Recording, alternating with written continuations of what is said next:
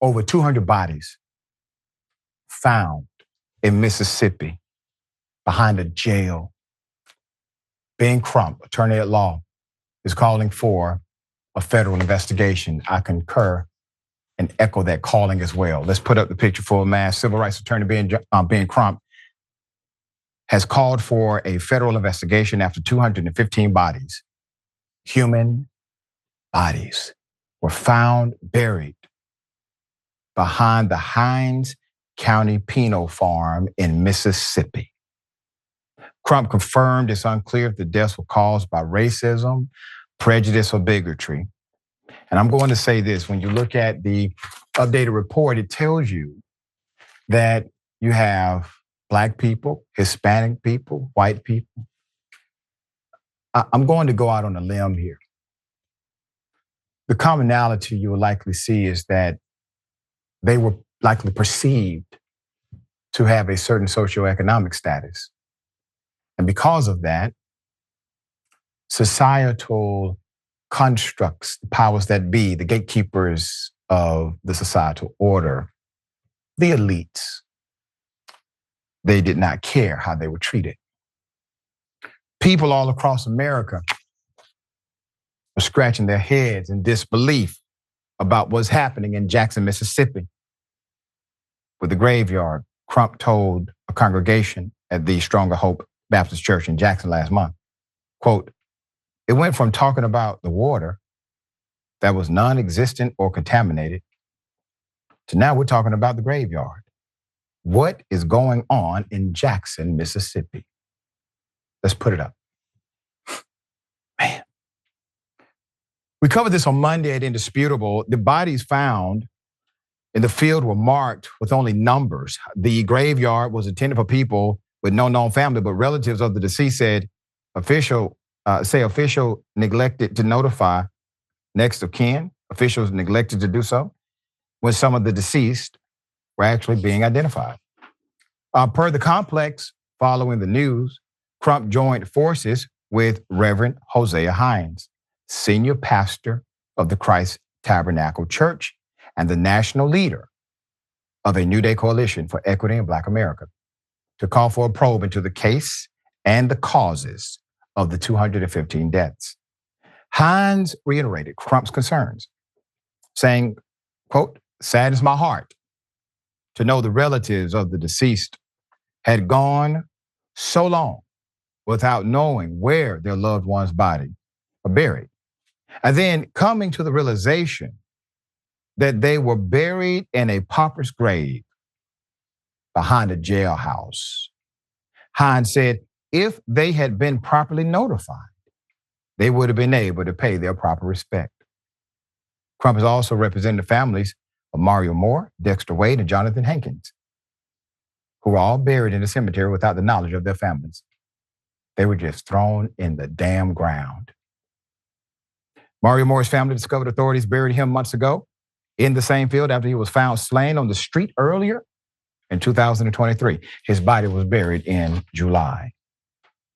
CNN reports Moore's family did not learn of his death until early October when they saw his name in a published list of 24 homicide victims whose identities had not been publicly disclosed by the Jackson Police Department. We have spoken before about Dexter Wade, who was hit and killed by a police vehicle. And although Wade had identification, his family was not notified of his death. They thought he was missing until they recently learned he was buried in that same cemetery.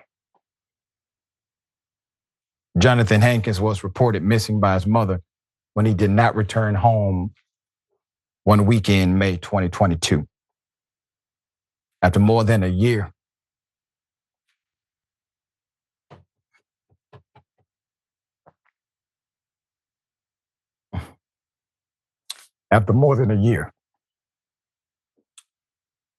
working with the county sheriff's office, Rankin County, it will be NBC News who solved the crime. NBC News solved the mystery. Hankins had been found dead in the hotel room.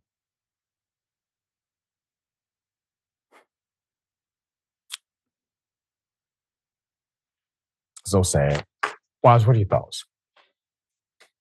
It doesn't get much worse than this, honestly. When it comes to the authorities and the powers that be and the powers we entrust them with, the idea that these folks couldn't be bothered to lift a finger to make sure these victims' families were identified upon their death, and like these folks just spinning in the wind, having absolutely no closure and getting no help as to the whereabouts and the conditions of their loved ones, to know that the state got a hold of these folks and did not do everything in their power to make sure that they could be identified by their loved ones, just to presume that nobody cared about these folks, that they weren't brothers and sisters and nephews and grandsons. It's awful, man. This is as bad as it gets. And I hesitate as a Yankee, to come up here and talk all kinds of mess about what goes down in Mississippi, a place I've never been. But man, if this doesn't jibe with the reputation that Mississippi has amongst the country and how the powers that be operate over there, obviously a way less egregious crime. You think about Brett Favre and money stolen from welfare recipients, the most disenfranchised people. Again, people need to understand Mississippi is the poorest state in the union. Right. And so these are some of the most disenfranchised people in the poorest state. So you can imagine the conditions of some of these folks. And so to see the authorities behave this way with impunity too, and it's not to make this a red, blue, or whatever, but oftentimes the most corruption, the most unsightly things happen in governments where there is no challenge. There is no effective counterweight to anything the Republicans want to do in a state like Mississippi. So they act with impunity. And when they feel like they can just be cold and callous, there's nobody to hold them accountable. And so this is just a really sad and unfortunate occurrence. Yeah, well said. And obviously we want to stay on top of this. We will update the story as it continues to develop with more information.